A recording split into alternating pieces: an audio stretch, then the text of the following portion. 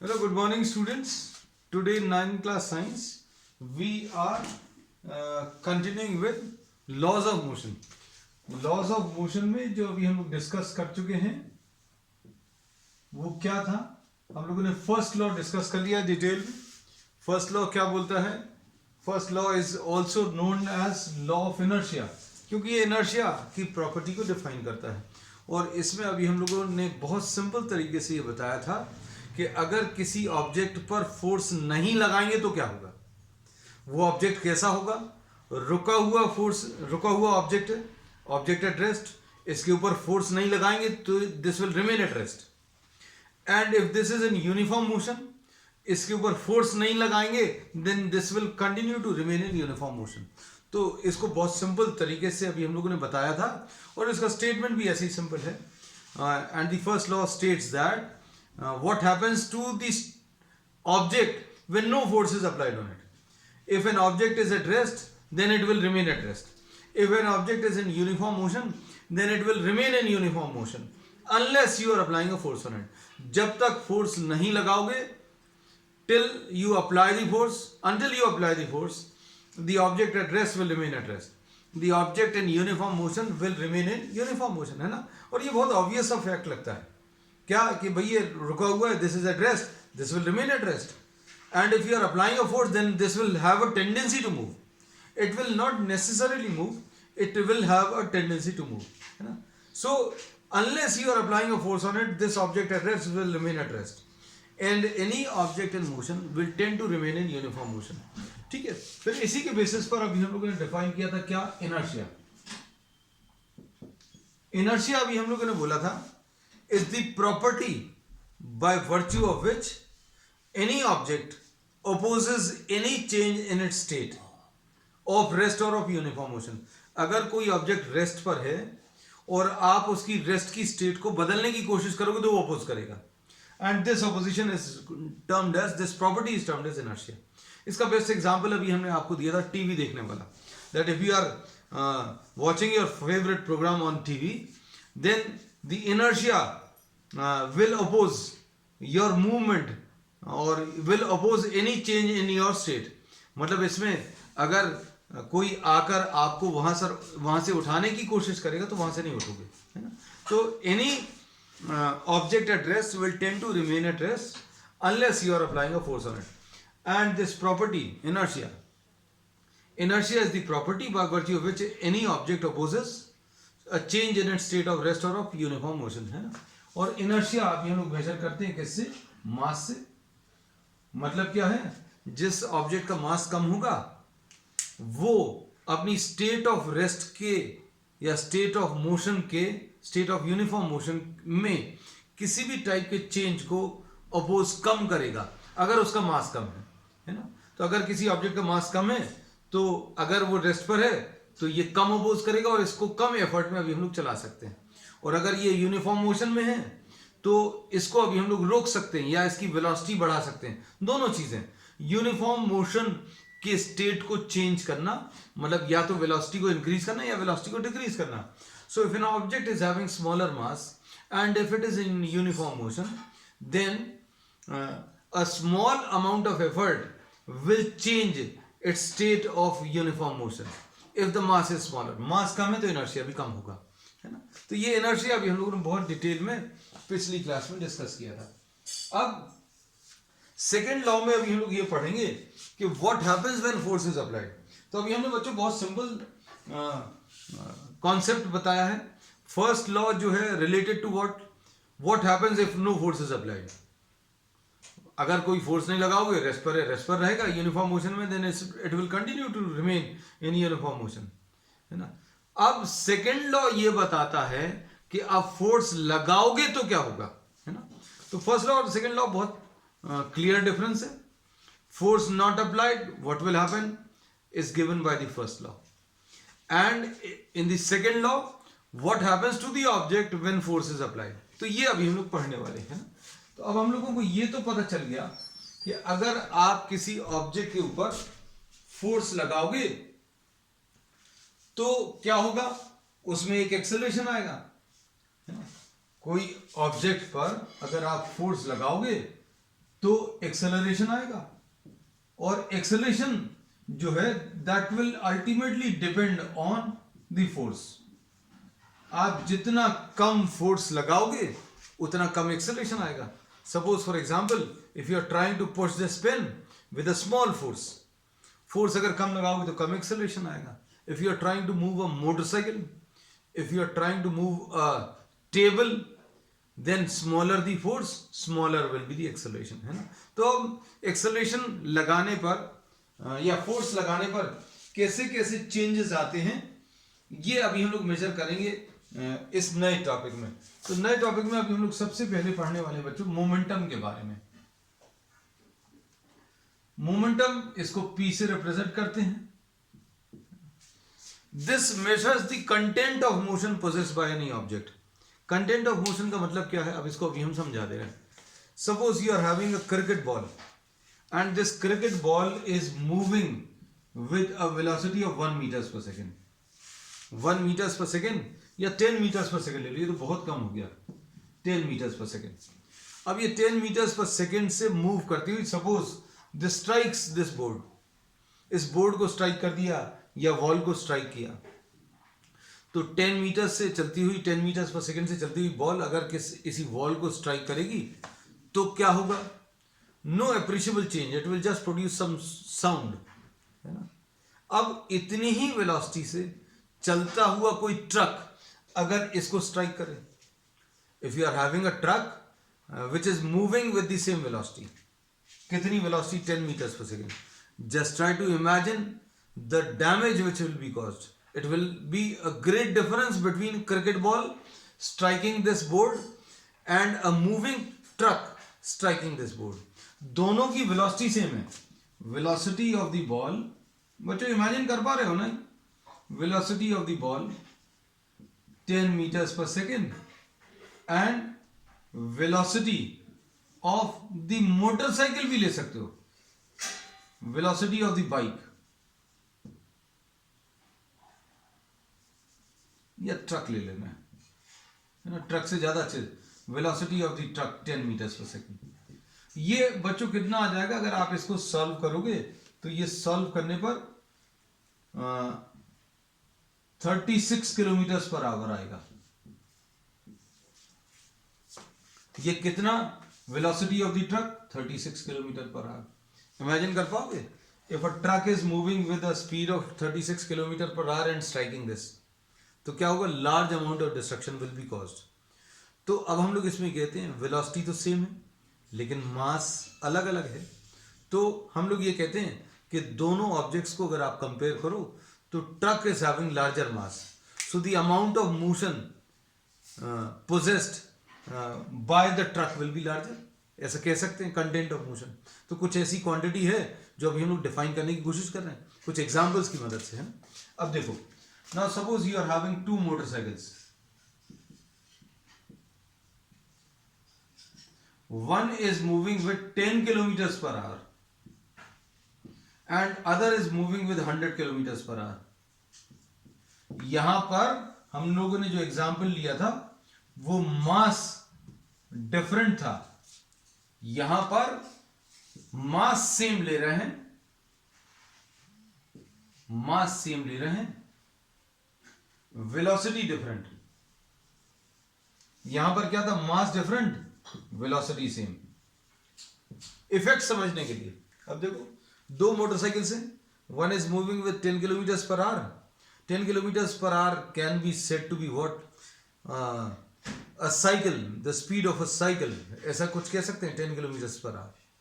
10 kilometer per our से भी थोड़ा तेज चलती है साइकिल, हम लोग कहते हैं a cycle moves faster than 10 kilometer per our.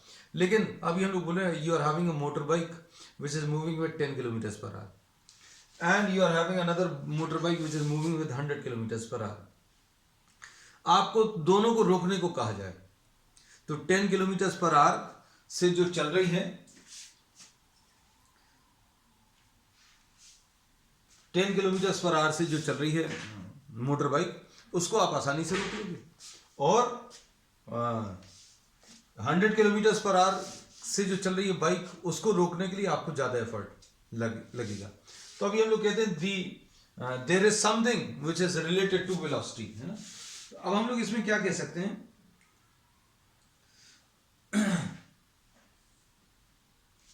तो अब हम लोगों को कोई ऐसी फिजिकल क्वांटिटी डिफाइन करनी पड़ेगी जिसमें मास भी हो और वेलोसिटी भी हो, और ऐसी कोई वेलोसिटी क्या है, momentum, and this measures the content of motion, the amount of motion possessed. So P, this is momentum, is the product of mass and velocity. इससे अभी हम लोग properly the amount of motion possessed by the object बता सकते हैं, है ना। P is equal to what, mass into velocity. अब इसमें अभी हम लोगों ने बोला ये दोनों एग्जांपल्स को अगर आप देखो, मास अगर ज्यादा है तो भी मोमेंटम ज्यादा होगा, जैसा अभी हमने एग्जांपल लिया था क्रिकेट बॉल और ट्रक का, है ना। तो amount of motion possessed by the truck was larger because its mass was larger, है ना। दोनों की वेलोसिटी सेम थी, वेलोसिटी सेम होने पर मोमेंटम किसका ज्यादा होगा, जब मास ज्यादा होगा। अब यहां पर इस वाले एग्जांपल में mass is same but what happens to the velocity, velocity of one is 10 kilometers per hour and the other is 100 kilometers per hour. If you are told to stop both these motorcycles, then you will be able to stop this easily. इसको आसानी से रोक सकते हैं 10 kilometers per hour, है ना। और आपको इसको रोकने में जो है बहुत दिक्कत जाएगी, है ना, क्योंकि अभी आप इसके सामने भी खड़े अगर हो जाएंगे, this will cause lot of destruction. तो मोमेंटम बच्चों अभी हम लोगों ने बोल दिया क्या, एक सिंपल सी definition, it is the product of mass and velocity. किस किसका, मास और वेलोसिटी। तो अब हम लोग इसमें ये कहते हैं मोमेंटम जो है, momentum has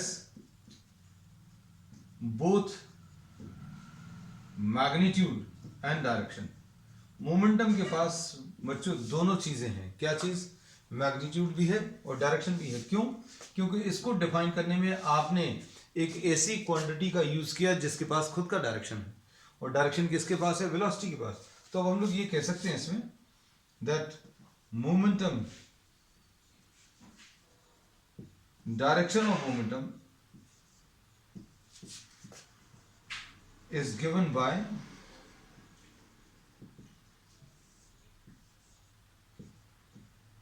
direction of velocity. Direction of momentum will be given by direction of velocity. अब इसके बाद अभी हम लोग क्या कह सकते हैं, जब आप किसी ऑब्जेक्ट के ऊपर फोर्स लगाते हैं, तो ये अभी हम लोगों ने पढ़ लिया है पहले भी कि unbalance force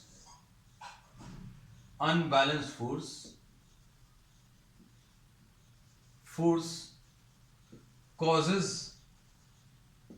a change in velocity. Unbalance force जो है it causes a change in velocity, ये पहले पढ़ चुके हैं अभी हम लोग फर्स्ट लॉ में। therefore what can we say,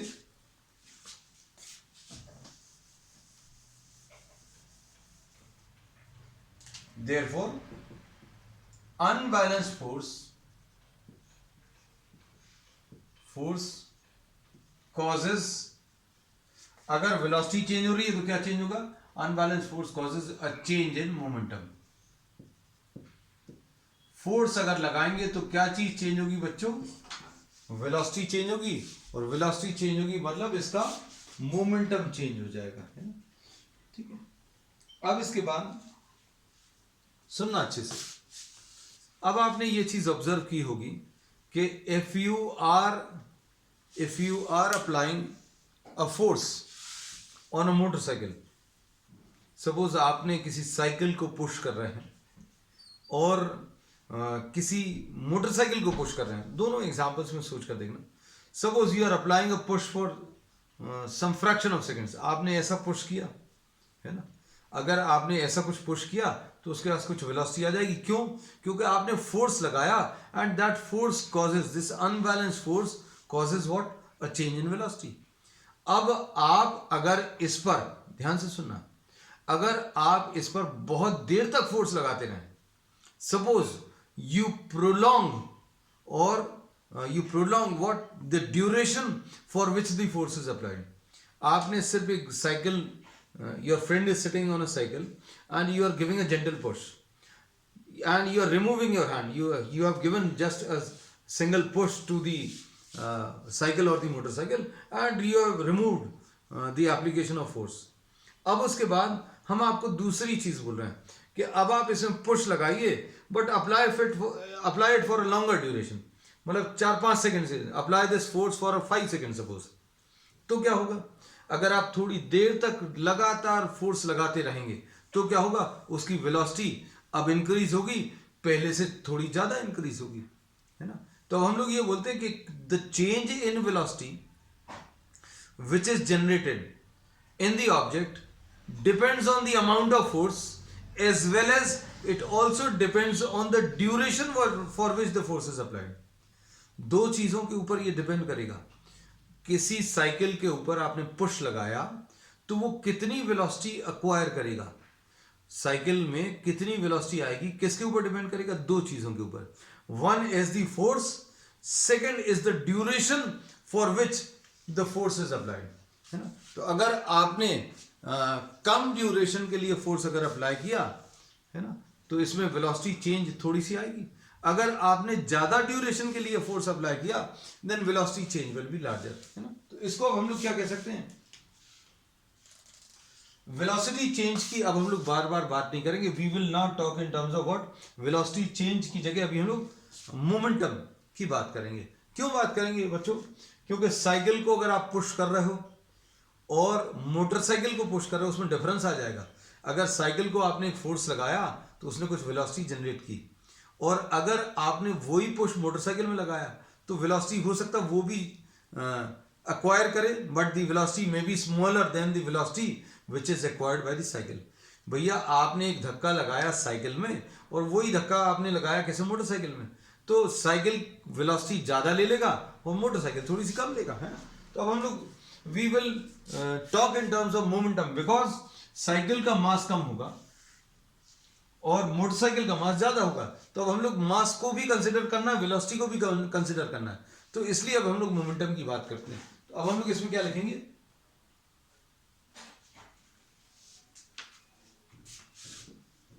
the change in velocity नहीं लिखकर अभी हम लोग the change in momentum of an object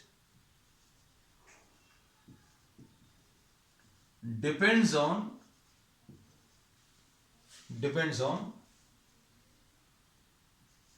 the force and the duration for which the force is applied on the object.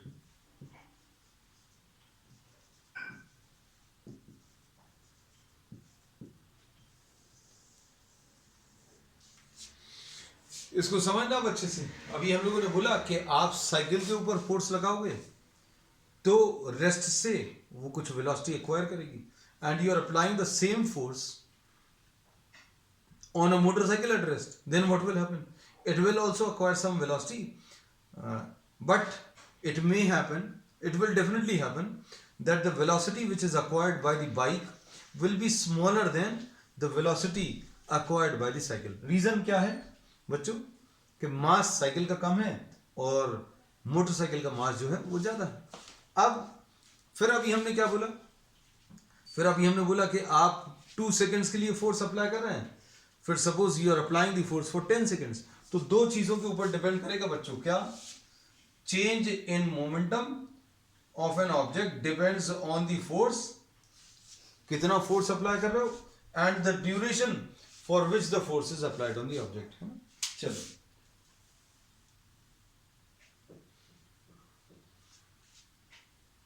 अब second law इसी के basis पर अभी हम लोग बोल सकते हैं।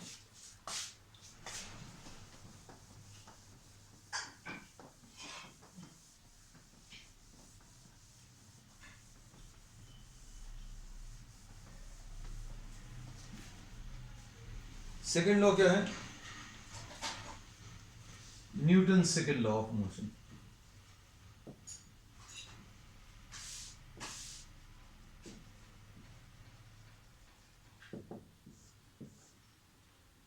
This states that ये रिलेटेड है बच्चों किससे, मोमेंटम से ही रिलेटेड है ना। मोमेंटम का कॉन्सेप्ट अभी हम लोगों ने इसीलिए पढ़ा है। ये क्या बोलता है, the rate of change of momentum, change of momentum is directly proportional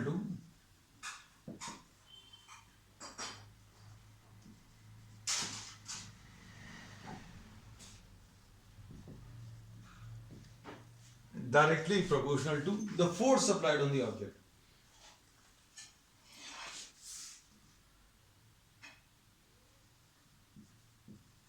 Unbalanced force,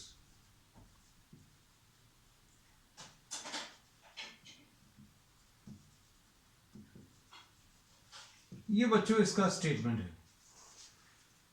Due to the second law of motion, this states that the rate of change of momentum is directly proportional to the unbalanced force acting on the object. अब इसका mathematical analysis अभी हम लोग कर लें। Mathematical analysis क्या रहेगा, इसमें suppose you are having an object of mass m, object of mass m moving with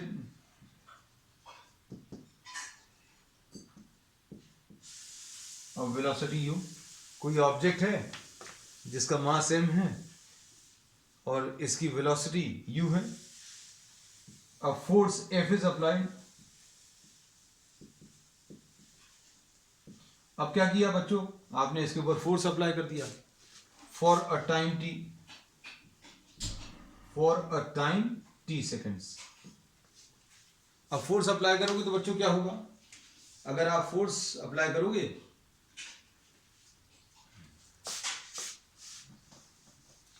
इसमें एक एक्सेलरेशन आएगा, मतलब वेलोसिटी चेंज होगी।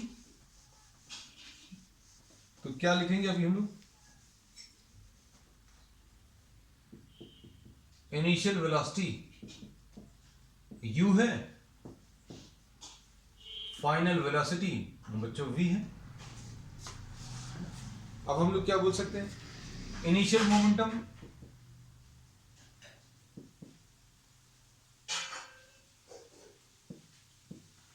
P1 is equal to m into u, ऐसा लिख सकते हैं।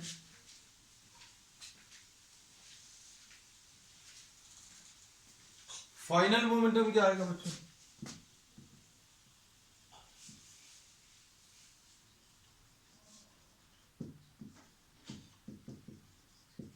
P2 is equal to m into v. अब चेंज इन मोमेंटम क्या आएगा, अब मास दोनों जगह सेम क्यों लिया, क्योंकि ऑब्जेक्ट तो वही है, उसी ऑब्जेक्ट के ऊपर आपने फोर्स अप्लाई किया था। सपोज एक कार थी, सपोज ये एक मोटरसाइकिल थी, वो 5 किलोमीटर पर आवर की स्पीड से जा रही थी, आपने पुश किया 10 सेकेंड्स के लिए पुश किया और उसकी स्पीड जो है 5 किलोमीटर पर आवर से इंक्रीज होकर सपोज 10 किलोमीटर पर आवर हो गई है। तो मास तो नहीं है मोटरसाइकिल का, है? तो हम लोग क्या बोलेंगे, initial momentum m into u, final momentum m into v, change in momentum.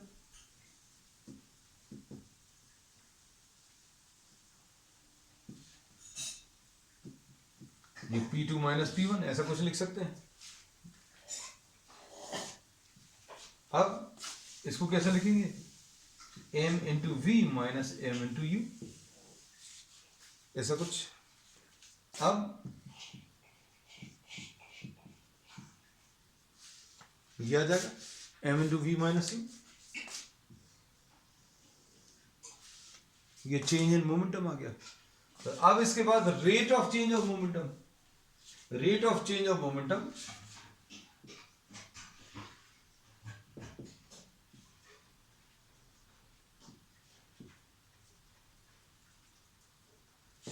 बच्चों चेंज इन मोमेंटम निकालने के बाद rate of change of momentum will be equal to what, m into v minus you upon T.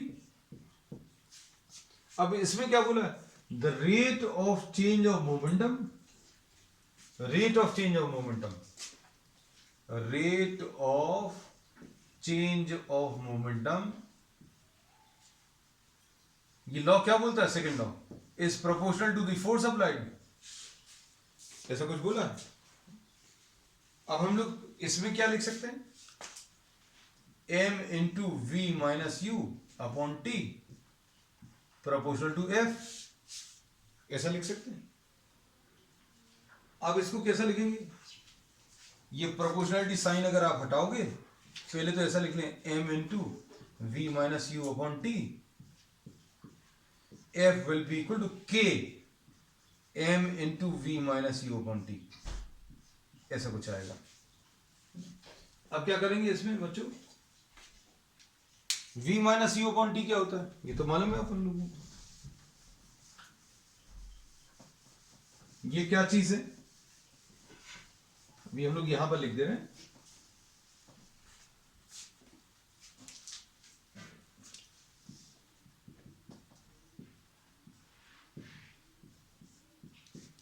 v minus you upon T को अभी हम लोगों ने a लिख दिया, v minus you upon T को क्या लिख दिया, a।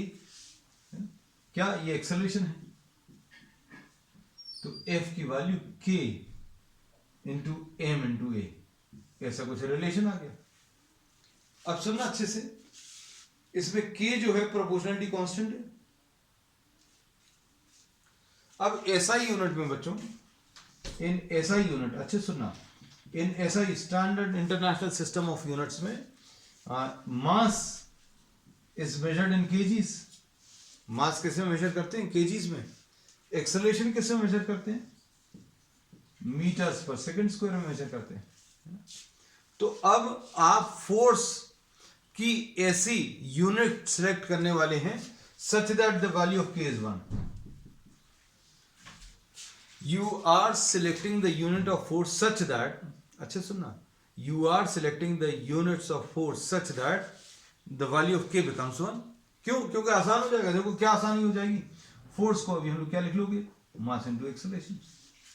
तो अभी आपको ये लाइन लिखनी पड़ेगी, क्या, द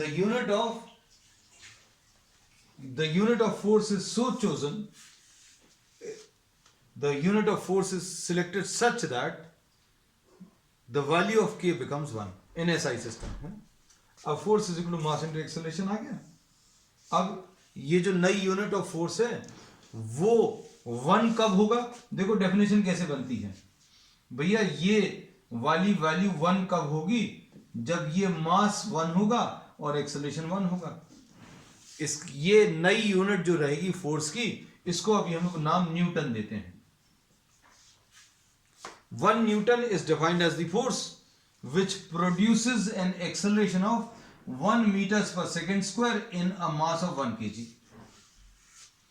1 न्यूटन फोर्स क्या रहेगा, फिर से बोलिए, 1 Newton force is the force which produces an acceleration of 1 meters per second square in a mass of 1 kg। बस सिंपल है भैया। अगर आपको इसको 1 बताना है, इसका ये जो नया सिस्टम है इसमें फोर्स 1 कब होगा भैया, ये 1 तब होगा जब ये 1 होगा और ये 1 होगा।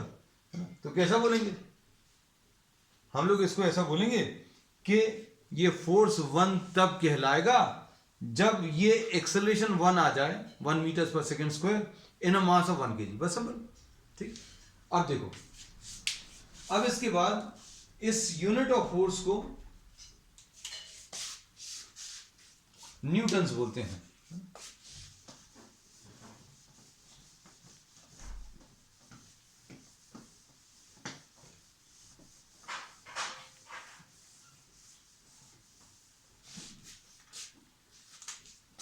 One Newton is the force which produces an acceleration of 1 meter per second square in a mass of 1 kg। बस इतनी सी डेफिनेशन 1 न्यूटन। अब इसको अभी हम लोग कैसा भी लिख सकते हैं, ये केजी है बच्चों, ये मीटर पर सेकंड स्क्वायर है, केजी मीटर पर सेकंड स्क्वायर न्यूटन। सो न्यूटन भी बोल सकते हैं या केजी मीटर पर सेकंड स्क्वायर भी बोल सकते हैं। तो ये इसकी यूनिट्स आ गए, है ना। अब ये सेकंड लॉ बच्चों जो है बहुत इंपॉर्टेंट है। कैसा इंपॉर्टेंट है देखो, F is equal to m into v minus you upon T, ऐसे कुछ है। F is equal to m into A होता है, हम लोगों ने इसको ऐसा लिख दिया, ठीक है। अब इसमें देखना, हम लोग क्रिकेट प्लेयर्स को देखते हैं, है ना, कि they tend to take their hands in backward direction while catching a cricket ball.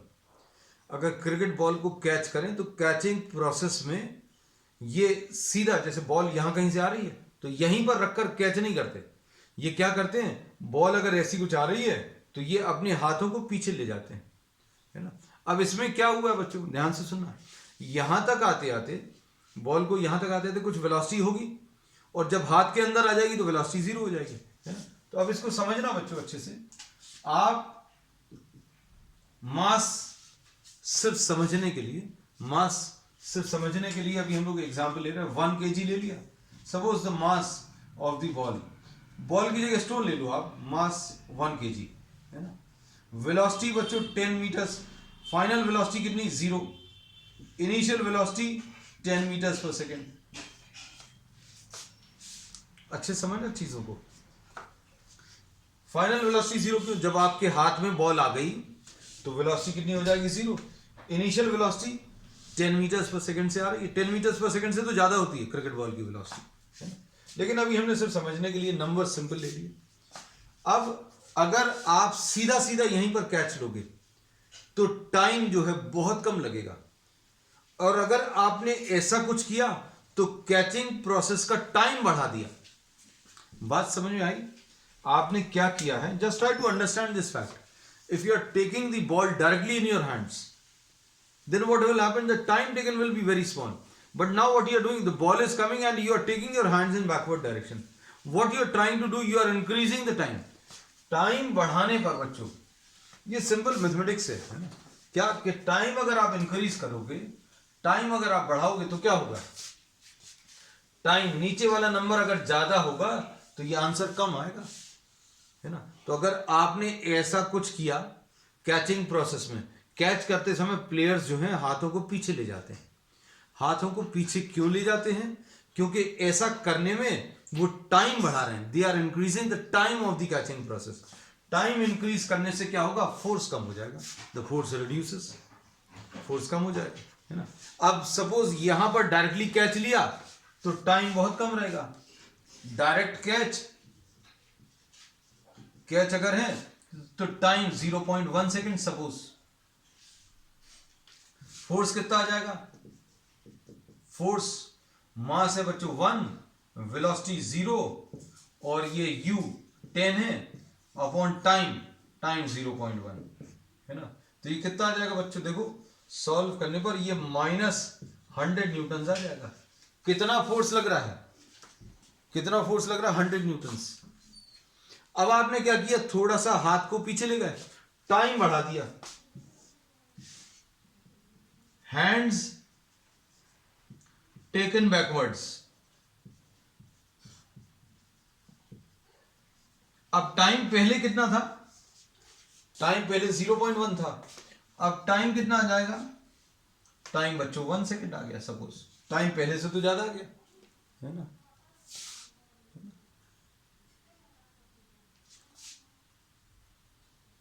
अब इसमें टाइम अगर 1 सेकेंड है तो फोर्स कितना आ जाएगा,